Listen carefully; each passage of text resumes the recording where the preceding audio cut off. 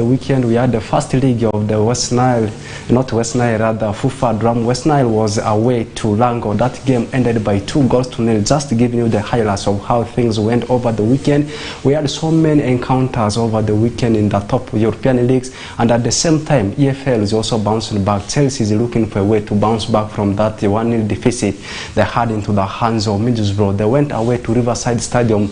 Today is the reverse fixture. The team that will win in aggregate will proceed to the finals, either to meet Liverpool as Fulham. For Liverpool and Fulham, they will meet tomorrow. Liverpool is also leading Fulham by 2-1. They had that win in the first league, and the reverse fixture will also be tomorrow. And also West Nile Regional League. First round has come to an end. We'll be discussing which team for you performed very well, which team did not perform very well in the both zones. We'll be giving analysis about that. And also still within the region of West Nile, there is a team called Odum FC coming from Arue Defwe, from Arue district. That team organized their friendly match. It was on Sunday against a team that comes from Masindi Defwe. I can say Masindi district. The team is called Suicide FC. How things went in that particular game, we'll also be doing discussion about that, and what numerous advantages does it bring for the clubs that always go on to organize friendlies with the teams that also reside in the other parts of the region we have in the country. The Netball Nations Cup, which continues in England, how Sea Cranes are performing. We need to also highlight the viewers about that. As I said, I am not alone in the studios of West Nile Television. I am together with Susie Linda. Susie, you are most welcome. Fresh week, people are doing countdown for the transfer window. I don't know which club you are monitoring, or is that particular player you are monitoring? Good afternoon. Now, Fresh Week, it is a Tuesday edition. My name is Susie. Yesterday was off for official duty, I would say. Yes, then, yes. There were interesting guests that we had in the house to give us a full feedback of whatever it is that happened, because we sent them on a mission to Lira. But then they came back with a negative for us, meaning the mission didn't go on quite so well. They had to explain to us the negatives of West Nile, because we are champions, and once champions, we're always supposed to be champions. But then they still have a possibility of turning out a 2-0 result that West Nile province picked in the hands of there is a Lango province, and down it's a keyboard. There are still chances of turning out that result come this Saturday at the Stadium Magomit. And then AFCON continues to thrill people out there.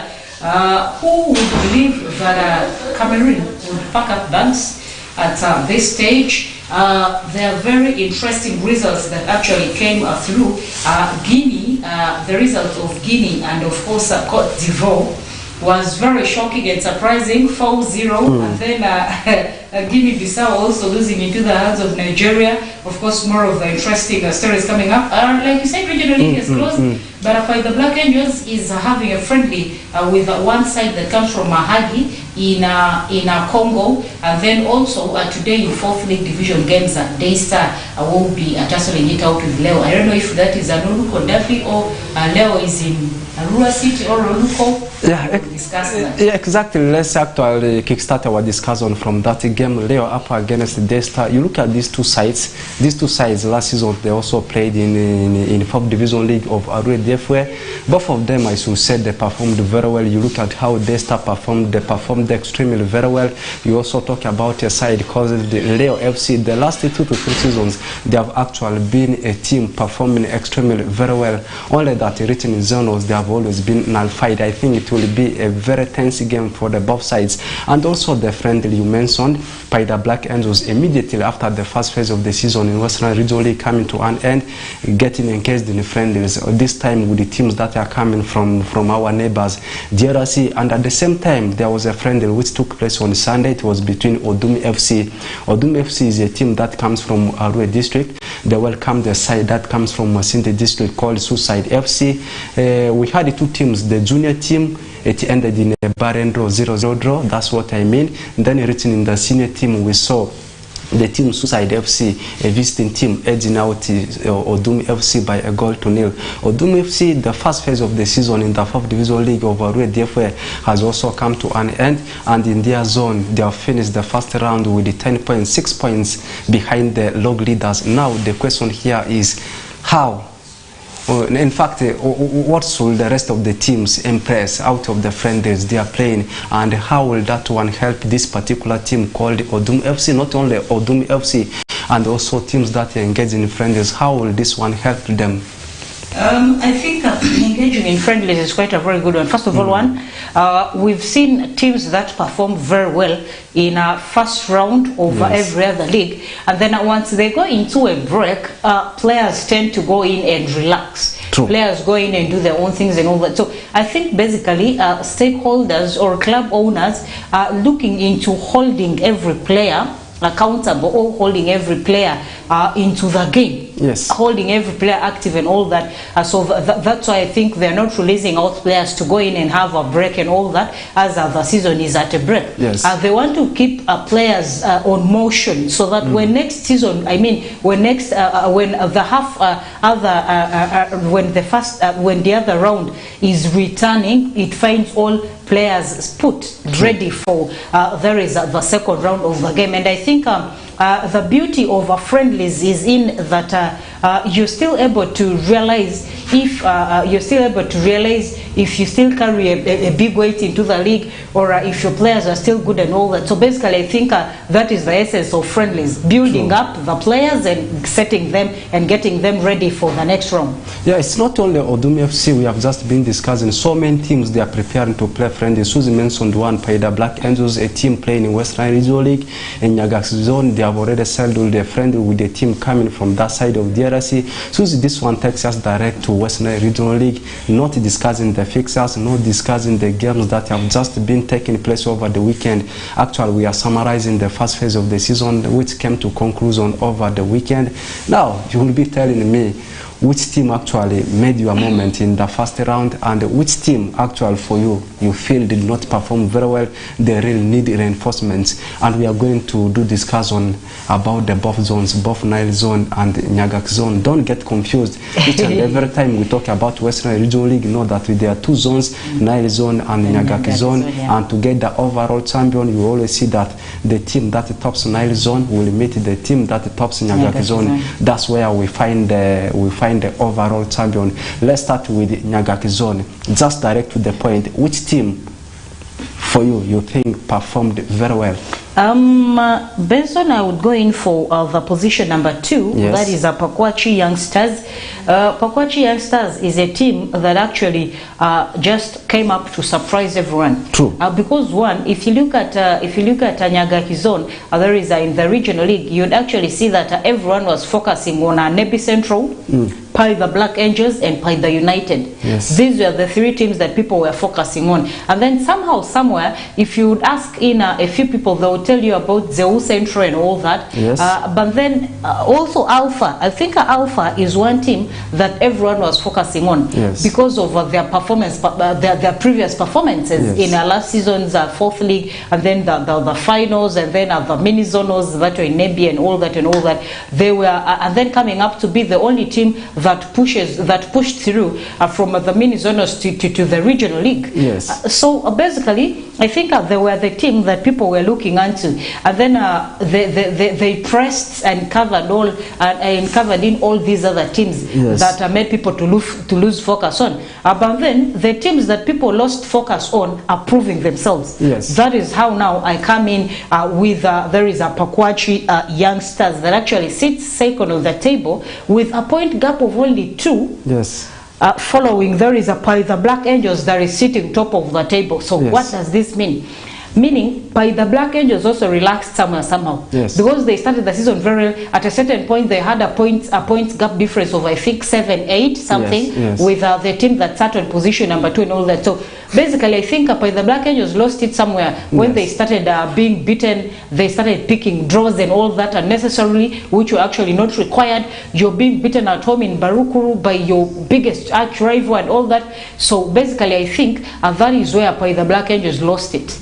And if they're not careful in the return of second leg, Pakwachii youngsters, we're going to see Pakwachii surpassed by the Black, because that is only one game. Yes. And it pushes Pakwachii youngsters ahead of By the Black Angels with 1 point. And then if By the Black Angels does not work out, it's going to be very hard. So to me, I think it has been Pakwachii youngsters and Paidha United that have really worked so hard in this league first round.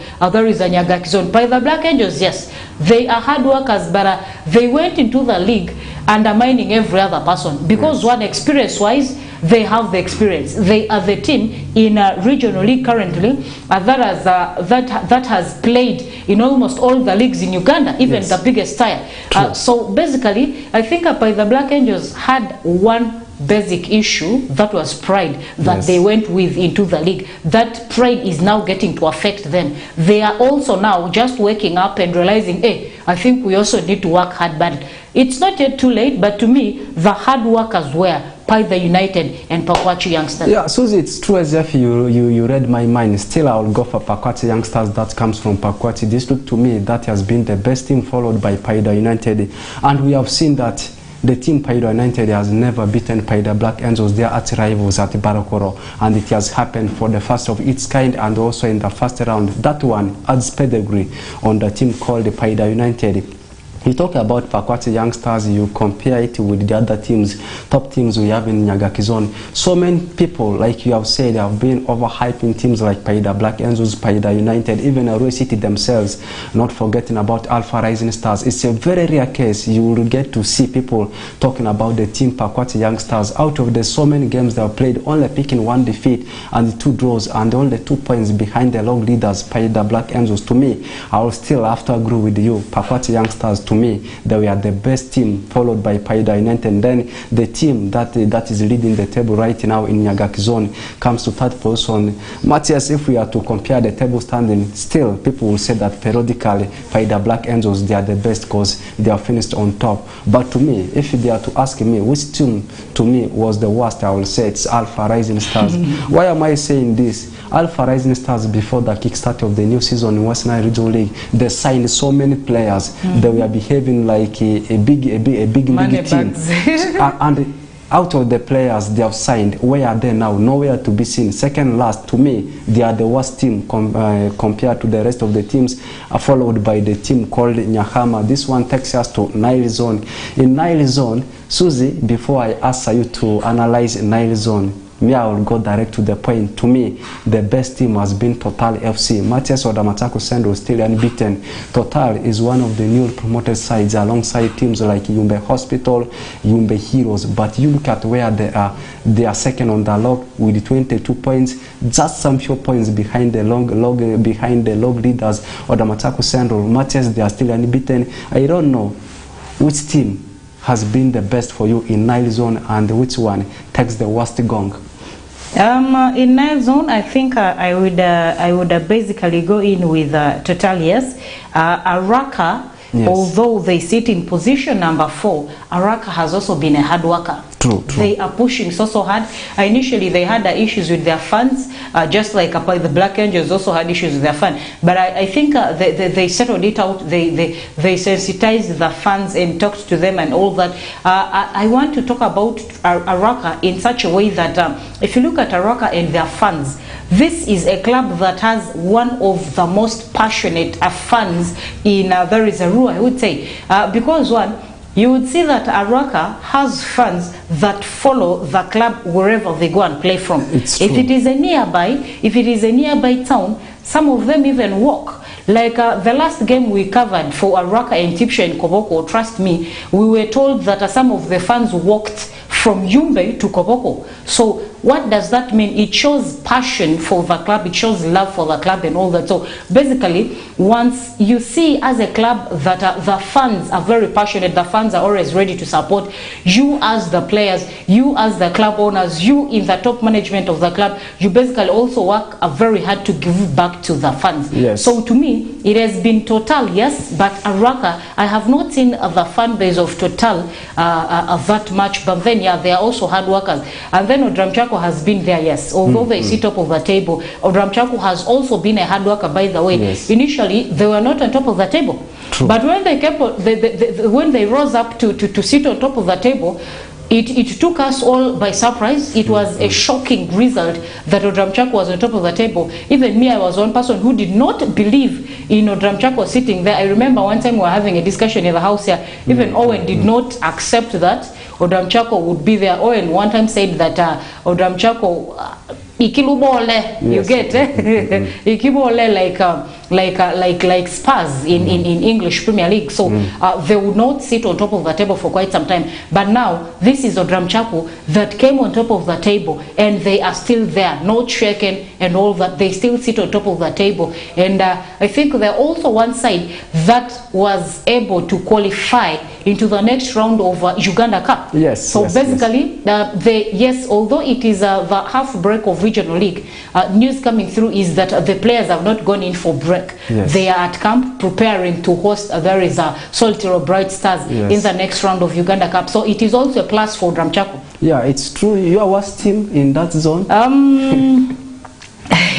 My worst team, I think my worst team will be Germany, much as they are not, much as they are not in the relegation zone, much as they are not down in the last position. Yes. Germany has surprised me because one, they played so well last season, even pushing through almost to the finals of Uganda Cup. Look at where they went, how far they went. They pushed aside every other condition. They went past most of these giant teams that even were in StarTimes Uganda Premier League within West Nile, even Northern Uganda, and then somehow they were beaten.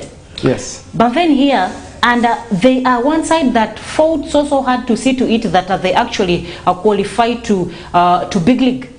And then you go to Big League and fail to maintain yourselves. You are relegated into the regional league, now down into the regional league. I don't know whatever it is that is happening to Germany, but we still have time. My people in Germany, you still have time. Wake up and make us proud. We are rallying behind you. To me, it has been a Germany the other side. I also have to agree with you, Susie. You look at the German Town Council being fresh from that, the second tie of Ugandan football Big League. People expected a lot from them. You look at how they have been performing, almost sitting in relegation zone alongside teams like Nyai Youngsters that comes from Koboko, not forgetting about Barakala City, BK City. To me, one of the worst teams in the first phase of the season in the West Nile Regional League, particularly in Nile Zone. The teams you mentioned, you talk about Otalo, Odramchako Central, Coach Urban, they have been performing extremely well, and this one takes our discussion to what has happened continentally. Continental, the biggest story is all about the ongoing African Cup of Nations in Ivory Coast. The host country final, they have been eliminated. I am talking about the country called Ivory Coast. Some people love calling them Cote d'Ivoire. Susan, I think you are one of them. You love calling them Cote d'Ivoire. Anyway, you can call them the way you want. Ivory Coast as Cote d'Ivoire. Being the host country, already been eliminated, before we proceed with the analysis of AFCON, so imagine you are the host country and you have been eliminated in the group stages. You are having so many players that are playing all over the world. You go to Saudi Professional League, these players are there. French League One, they are there. Entire Europe, they are there. You go to South America, some of these players are there. You also talk about continental football within Africa, they're also there. And on top of that, you are the host country and already been eliminated. Do you think that this one will it affect the attendance of these games? Because you are the host country, you are supposed to be the one to welcome the rest of the fans. Now you have been eliminated. Will this one not affect the vibe and the hype in the ongoing African Cup of Nations? I think it will not affect the vibe. Basically, no one actually expected Ivory Coast, Cote d'Ivoire. Yes. No one actually expected Ivory Coast to be eliminated at this very stage. We expected them to at least push through and surpass past there is the group stages. But football is football. Because basically, Mason, if you look at the AFCON over this year, you would bear witness with me that it has been quite interesting. It has been very, very surprising. You're finding legendary teams that have been named big dogs in Africa being beaten by the underdogs and all that, surprisingly. And then there is also one thing that actually has interested me in AFCON. Ever since it kick-started, we've never seen a team beating its opponents past 3 games. By the way, goals are not coming. It is only, I think, yesterday and the other Yes, day that we started seeing our goals come. I think the biggest has been a 4. Yes. It has been 4. So unfortunately, ironically, against the host country. against the host country. So this, by the way, it's quite surprising. Look at Ghana. Yes. They are a side that actually had everything. True. Financial wise, everything wise. Ghana comes and fails to win any game. On top of that, the Pharaohs, Egyptians, the record holders, they have qualified, but look at the way how they have qualified. Actual crawling, 3 games, all draws. They've qualified. Qualification, even a tricky you get, it's not an easy one that has come through. So, like you would say, they've held that trophy like I think 7 or 8 times. Now look at Senegal, beautiful display. Yes. But then goals refuse to come. I mean, it beats my understanding. And then Ghana, I think Ghanaians this time around went in and really prayed to their gods, the different gods that they serve. And it is seeing them push through, by the way, slowly by slowly.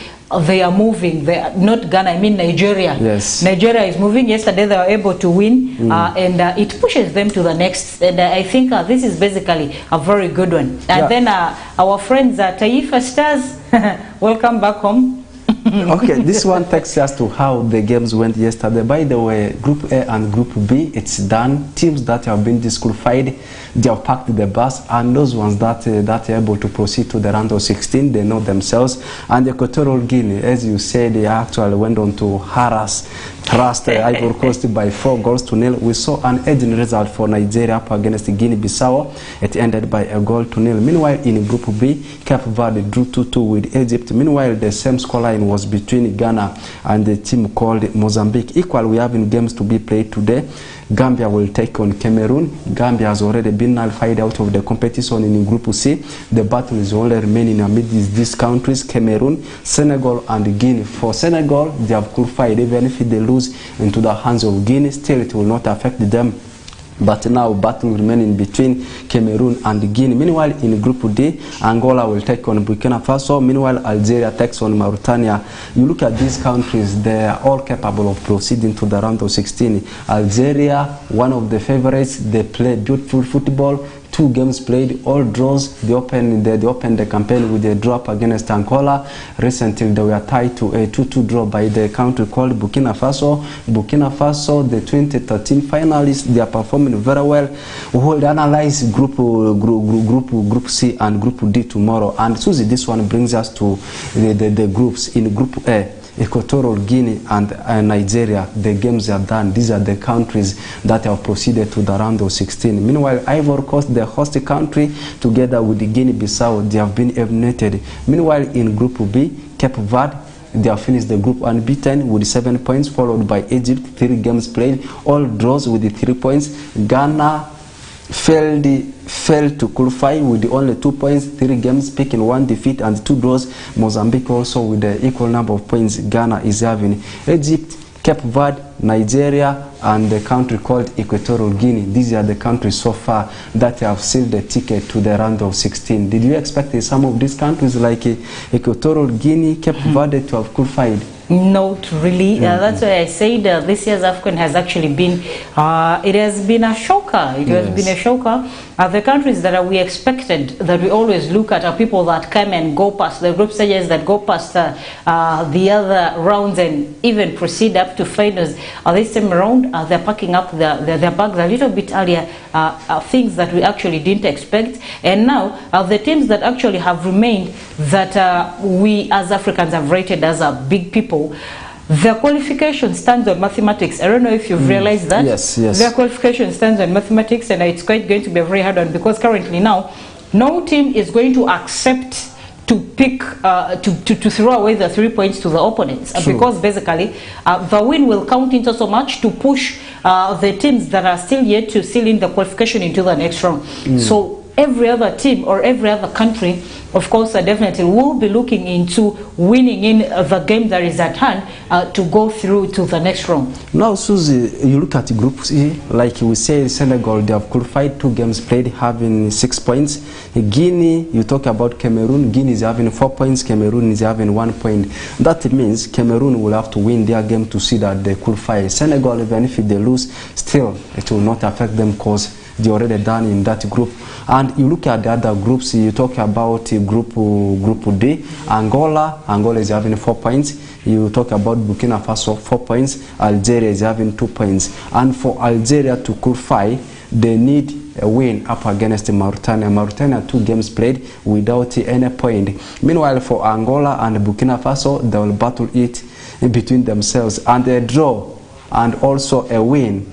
If Algeria wins by a goal to nil and Angola, Burkina Faso plays a draw, still Algeria will not qualify. That is the mathematics. Then in Group E, Mali is having 4 points, South Africa is having 3 points, Namibia is having 3 points. Another country is Tunisia, that plays European kind of football, free-flowing football, rock bottom in Group E with only a point, but all the countries, they are capable of qualifying to the round of 16. Then Group F, where we have Morocco having 4 points, DRC having 2 points, Zambia having 2 points, and we have in our neighbors, Taifa Stars, having a point. And our neighbors, they still have got a hope, much as they have a point. Unfortunately, they will finish the campaign with also their neighbors, DRC. So that is how it is standing as far as the ongoing African Cup of Nations in Ivory Coast is concerned. Actually, our time for the first phase of the show is up.